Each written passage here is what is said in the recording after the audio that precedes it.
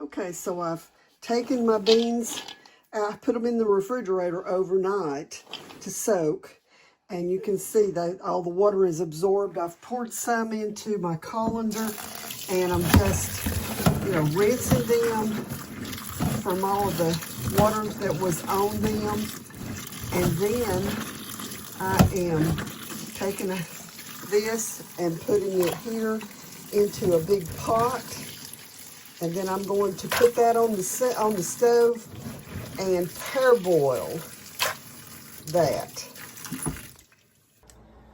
Okay, so I said that I was going to make a special recipe with this. The first thing that I'm going to do is add half a teaspoon of onion powder to each of my jars.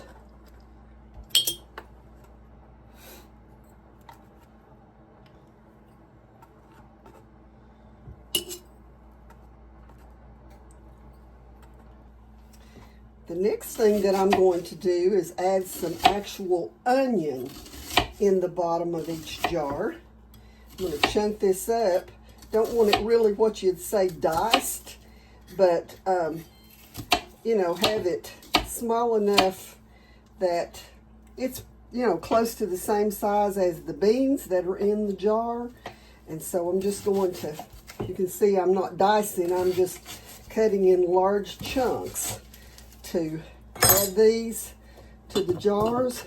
Add some to each jar.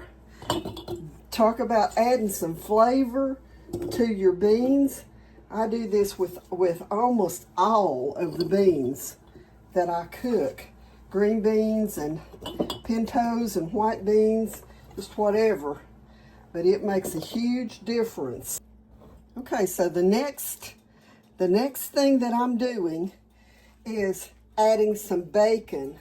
And I've just got a big stack of bacon here, and I'm going to just cut through it and put some chunks into, I'm going to separate them a little, but I'm going to put some chunks in each of my jars. And now this is what you call Southern flavor. People always, for years in the South, maybe other areas of the country too, but I know in the South we've always either put some just fatback or some kind of good salty meat in our beans and different things. So this is going to add more flavoring to my jars.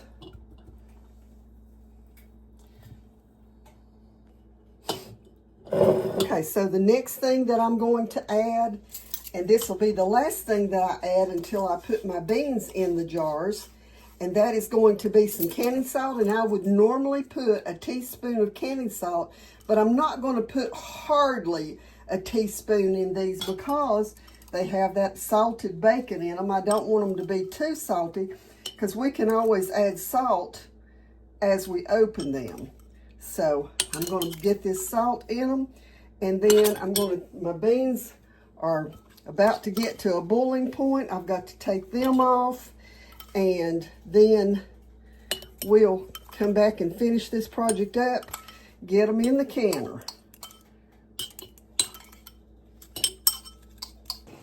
Okay, now I want to show you the beans and how they're boiling up, and see how they're dark all the way around. That's dirt coming off of the beans. I'm getting that off. Okay, this is my second parboil. And you can see there's still a little bit of brown around the edges. So we're going to do a third parboil. Okay, you can see a few beans floating around the edges, but the foam is white so far. Okay, so now you can see that the foam on it is all white. So that means the beans are clean. So I'm going to drain the water off of them, and we'll start putting them in the jars. Okay, so I've got the beans here. They're in my colander, and they're just sitting on top of the pan that I was using to parboil them. And I am going to just start by, let's get a jar over here, and start ladling some of these beans on top of the onions and stuff that I put in the jars, and see what we've got here. Now I'm going to put this up about 3/4 of the way full because these beans are already pre-soaked and parboiled, so they might still soak up a little bit of water, but they're not going to soak up a whole lot. Plus, I want a little bit of broth on top of that, so there is where I'm going to put it to. And so I'm going to get these filled up, and then I'll bring you back and show you what else I'm doing. Okay, so I've got that one just ready to go and put in, well, almost ready to go to put in the canner. But the last thing I'm going to do is cover them with chicken broth. This is my home canned chicken broth. I'm going to leave 1-inch head space, but I'm just going to cover them with some chicken broth. And there again, it adds great flavor to the beans. Here I am grabbing one that doesn't even have any beans in it yet. Okay, so we're going to get these all covered with the chicken broth, and then they will be cold going into the canner. So I'm going to start the canner cold, and then they will process for 90 minutes in the canner. So I will show you what they look like whenever they come out of the canner. Okay.